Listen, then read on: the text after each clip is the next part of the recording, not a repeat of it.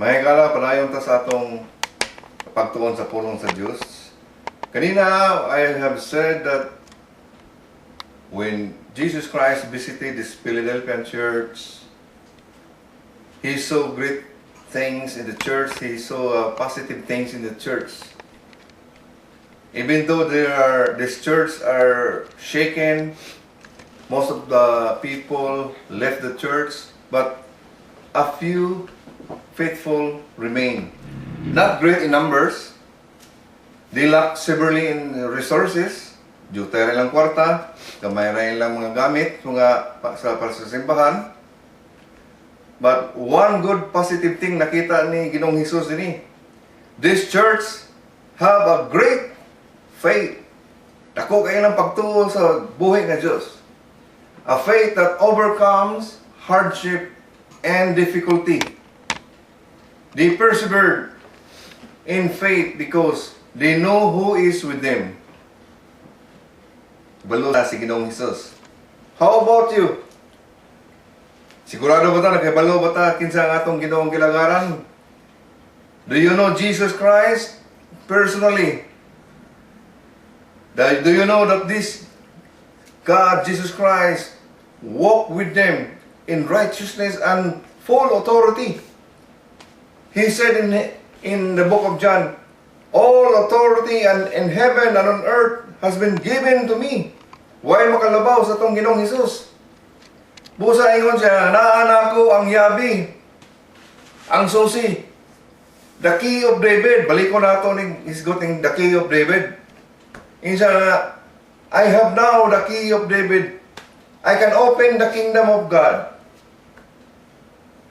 Ganina akong i-challenge, kung katong faithful ka lang, sa mga faithful akong challenge, if you will remain true to His words, and you will not deny His name, ablihan niya ang pultahan para sa imo nga higala. And so on, mga panalangin. No blessing kaya ihatag sa imo. There is no blessings that is unavailable, available na para sa imo. No riches that are far to get. All the golds and the silvers belong to Him. Yan ang ihatag nimo kung ang imong kasing-kasing are right with God. Kung tama ang imong plano sa imong kinabuhi. Nagsubay ka sa kabubuton sa Ginoo. Only those who remain faithful and loyal and true to Him will receive the benefits of the kingdom of God. The real benefits of the kingdom of God. Nga ihatag ni Ginoong Hesus. Mao na yatong kalipay ng may igsoon sa pagpangalagad sa Ginoo. Kundi ta magpaluya-luya. Ako hangyo sa mga wala na mga lagad sa Ginoo. Ako hangyo karon anniversary magbago ta. We will start a new beginning. Ayaw mong pagpagahe sa Ginoo kay magpagahe mo na basin na niyo malukapa ta diha maglisod-lisod ta. Lisod ba kay ning kaaway ang yawa mo wala ba ni mo pahimulos na ba ni siya kung magpalayo ka sa protection sa Ginoo, sa kabubuton sa Ginoo, sulod din na siya nimo. Kung musulod siya nimo sa iyang buhaton, dili ba maayo? Dili ba siya ingon nga mananghin pa nimo kung sa iyang buhaton nimo? Puros dautan ang iyang plano para sa imong kinabuhi, maigsoon. Kaning mga dautan. O busa di ta mahadlok. Ingon man gani sa tambag ni Ginoong Hesus kaning mga Philadelphian church nga bisa kaning mga sinagugan ni Satan kuno, mga sakop ni Satanas. No? Kaning mga tao nga mga dautan nga nagtamay ninyo or sige panaway ninyo nga kung ngalaga ta sa Ginoo sa wayon ta. No? Daoton ta. I will make them come and fall down at your feet and acknowledge that I have loved you. Ambot usabot ana, Ituboy ka sa Ginoo. Ipakita niya ni mga tao nga mga kampo ni Satanas, mga tao nga di mo ilan ni Ginoong Hesus.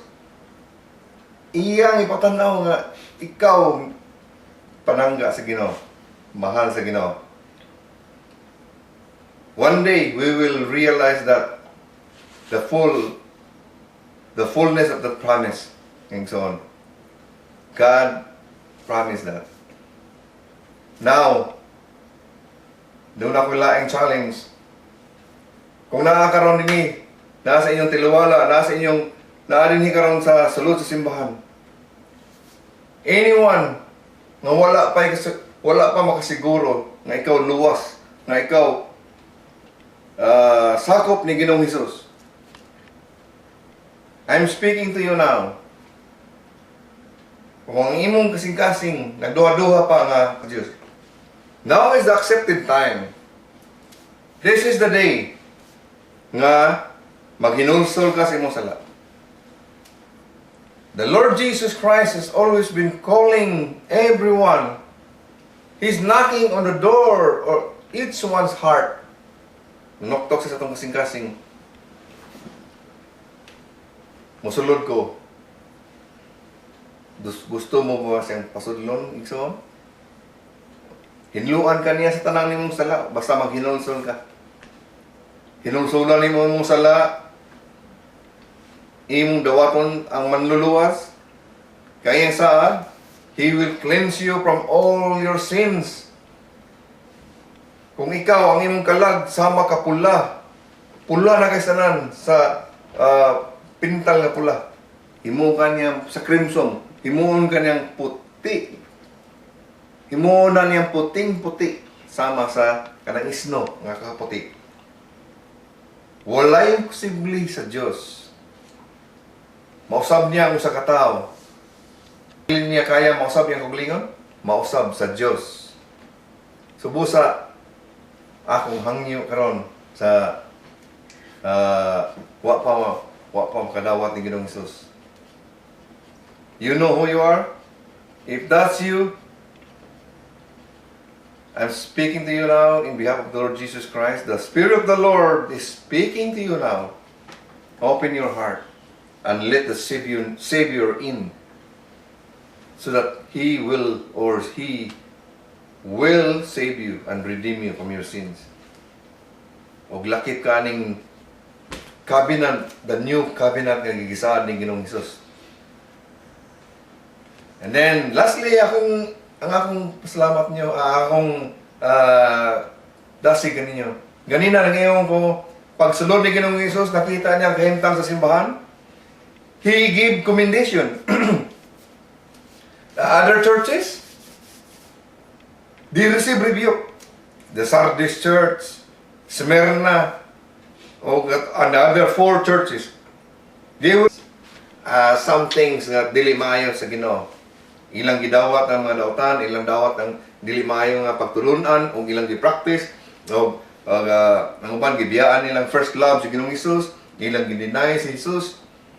Warning na ko na sa inyo, ayaw ginyo gi-deny si Ginoong Hesus, dawata siya, balika siya, be faithful to Him. Kaya nga naman, He is coming soon, ingon din siya. I am coming soon, mga kanakan ko. So, hold on to what you have, that no one will take your crown. Wow! Tagaatan niya rewards kung we will be faithful to the end. Do not take crowns, mga son. I cannot explain that to you now because, as humanly speaking, I am only human.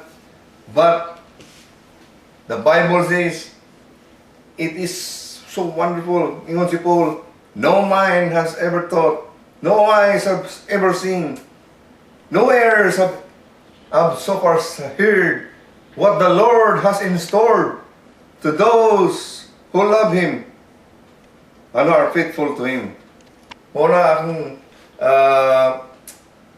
kanunay nga pagdasig kaninyo na we will remain faithful to Him. Let us not deny His name. Di na to siya pakulawan. Labi na kamo mga batanon diha, kabatanunan. Ayaw gyud mo apil-apil sa mga dautan diha kay kanang mga Christian mo niya na apil-apil mo diha sa dili maayo nga buhat. You are denying His name. Imong gipakaulawan ang ngalan ni Ginoong Hesus. Instead nga makakuyog ka sa rapture, basig mahabilin mo sa rapture.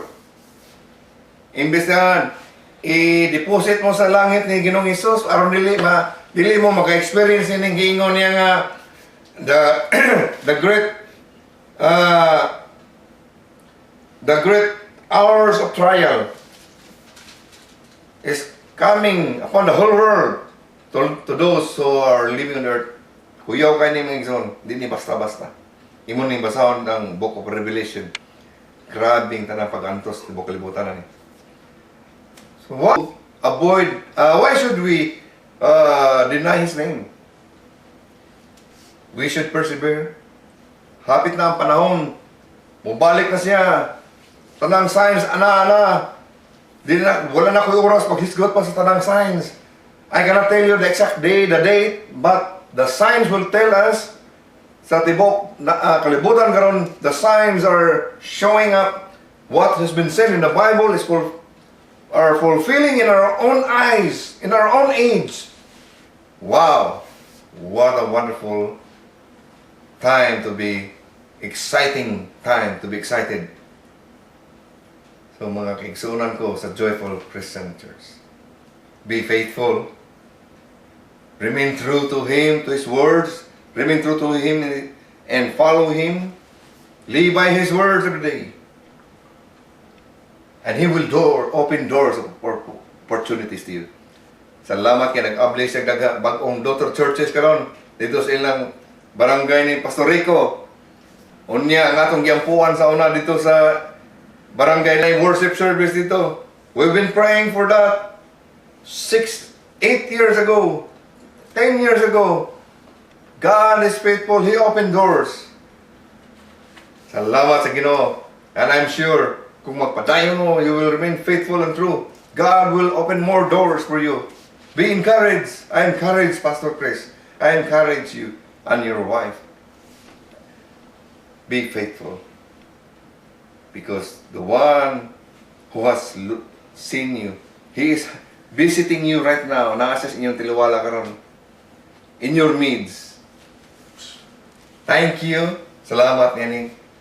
Ikaganuan sa inyong gihatagan ako. Akong tawag na akong pamilya. Karon sila sa mugret ninyo. Come. Ato silang i-greet. Repol. Diyan pagsa.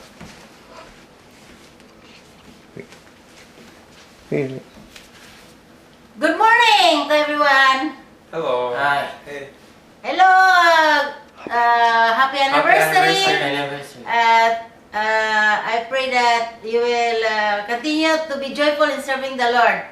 And we miss you very much. You're always in our hearts. Even though we are absent, you are always in our heart.